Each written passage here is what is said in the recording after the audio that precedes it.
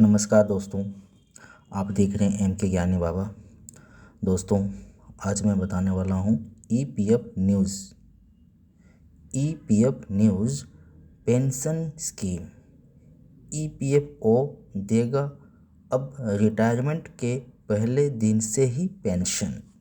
ठीक है दोस्तों, अगर आप प्राइवेट सेक्टर में जॉब करते हैं और आपका पीएफ कट रहा होगा तो आपके लिए बहुत ही लाभदायक है। यह वीडियो लास्ट तक जरूर देखें और आपको और भी आगे इन्फॉर्मेशन चाहिए तो आप इस चैनल को लाइक और सब्सक्राइब कर लें ताकि मेरा वीडियो आपको मिलते रहे। आप इस चैनल पर नए हैं तो आप सब्सक्राइब ज़रूर कर लें, ठीक है। और आप वीडियो कैसा लगा वह आप कमेंट ज़रूर करें, ठीक है दोस्तों। आप जुड़े रहिए, आपको सारे इन्फॉर्मेशन में देने वाला हूँ।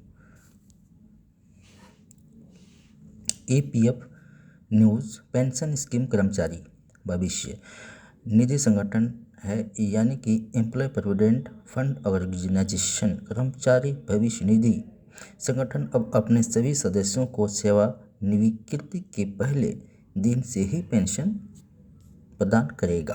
दरअसल कर्मचारी भविष्य निधि संगठन ने अपने सेवानिवृत्त कर्मचारी के लिए पेंशन से संबंधित नए नियम लागू किए हैं। अब इन नए नियमों के आधार पर अब सेवानिवृत्त कर्मचारियों को सेवानिवृत्ति के पहले दिन से ही पेंशन प्राप्त होने लगेगी।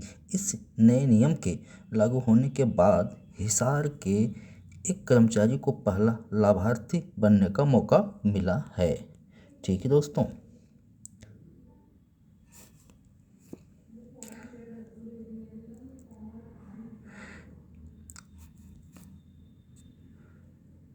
EPF news pension scheme. EPF देगा अब रिटायरमेंट के पहले दिन से ही पेंशन। जानिए पूरे डिटेल। देखो दोस्तों, आप पूरे डिटेल्स में जानने के लिए आपको लाइन पर रहना पड़ेगा और इस वीडियो को लास्ट तक देखना पड़ेगा। जब तक आप पूरा लास्ट तक नहीं देखेंगे तब तक आपको ये चीज़ें दिख रहा होगा, ये समझ में नहीं आएगा, ये चीज़ें समझ में नहीं आएगा, ये सब नहीं समझ आएगा। तो आप ये सब देखने के लिए आप लाइन से पर रहिए और पूरा आप वीडियो लास्ट देखिए और यह चैनल को सब्सक्राइब जरूर कीजिए। ठीक है दोस्तों,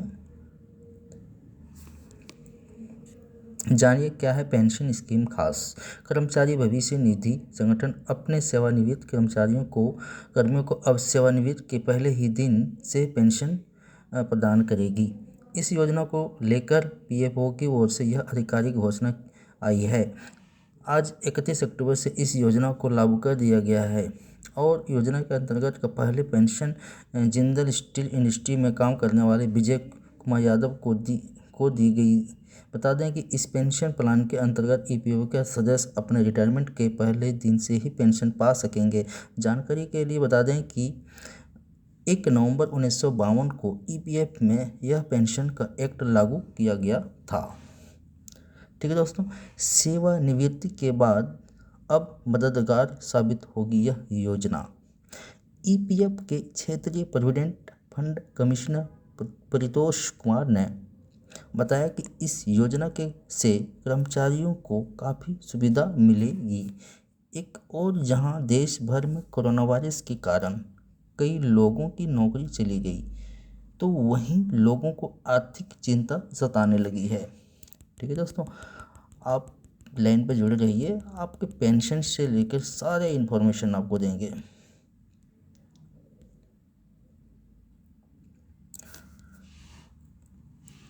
मगर EPF pension scheme, EPF news pension scheme केसर के अब लोगों को काफ़ी अधिक राहत मिलेगी क्योंकि सेवानिवृत्त कर्मचारियों को अब अपने पेंशन के लिए इंतजार करना पड़ेगा। बता दें कि ईपीएफओ के कर्मचारियों को सेवानिवृत्ति से पहले कुछ दस्तावेज जमा करने होंगे और उन्हें इस योजना का तत्काल लाभ मिलेगा।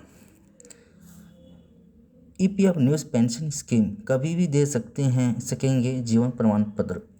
एक और जहां ईपीएफओ ने पेंशन स्कीम के तहत अपने सदस्यों को राहत दी है तो वहीं दूसरी ओर यह घोषणा भी की गई थी अब साल के नवंबर महीने में दिए जाने वाले जीवन प्रमाण पत्र को साल भर में कभी भी दिया जा सकेगा। बता दें कि जीवन प्रमाण पत्र नवंबर महीने में ही ऑनलाइन जमा किया जा सकता था।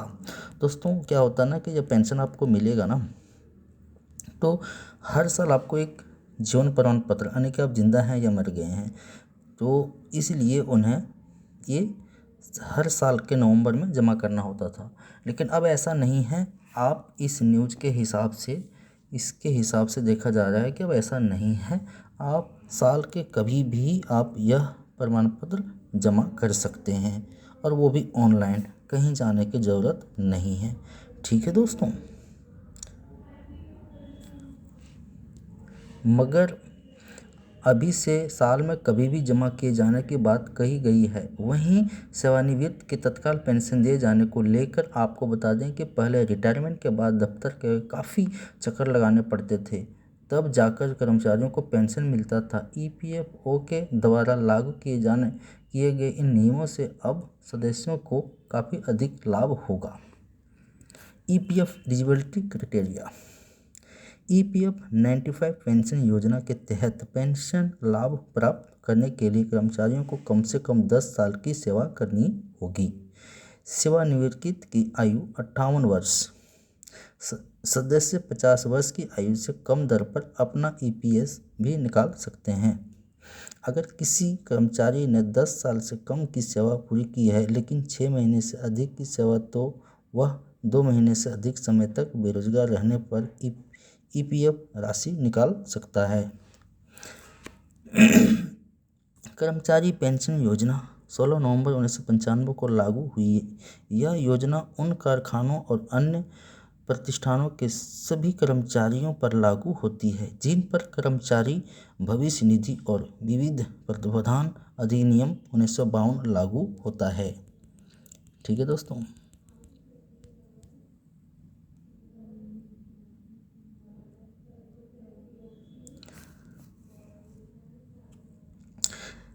लागू होता है के तहत भविष्य निधि नियोक्त द्वारा हर महीने देय योगदान कर्मचारी के वेतन के 8.33% के प्रतिनिधित्व करने वाले योगदान का हिस्सा नियोक्त द्वारा कर्मचारी पेंशन कोष में बंद होने के 15 दिन भीतर प्रेषित किया जाएगा। हर महीने की केंद्र सरकार भी कर्मचारी पेंशन योजना के सदस्यों के वेतन का 1.16% की दर से अंशदान करेगी और अंशदान को कर्मचारी पेंशन कोष में जमा करेगी।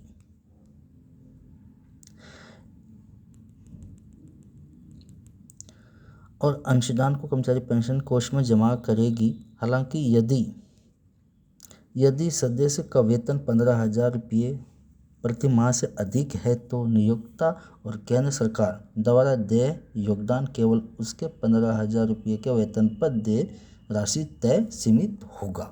ठीक है दोस्तों, आप जिसको अच्छा लगा इस वीडियो को लाइक और कमेंट करें।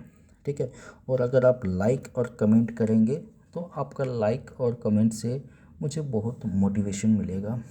ठीक है, और आप इस चैनल को सब्सक्राइब भी करें ताकि आपको रोज़ को मेरे वीडियो आपको मिलते रहे। ठीक है दोस्तों, बहुत बहुत धन्यवाद दोस्तों।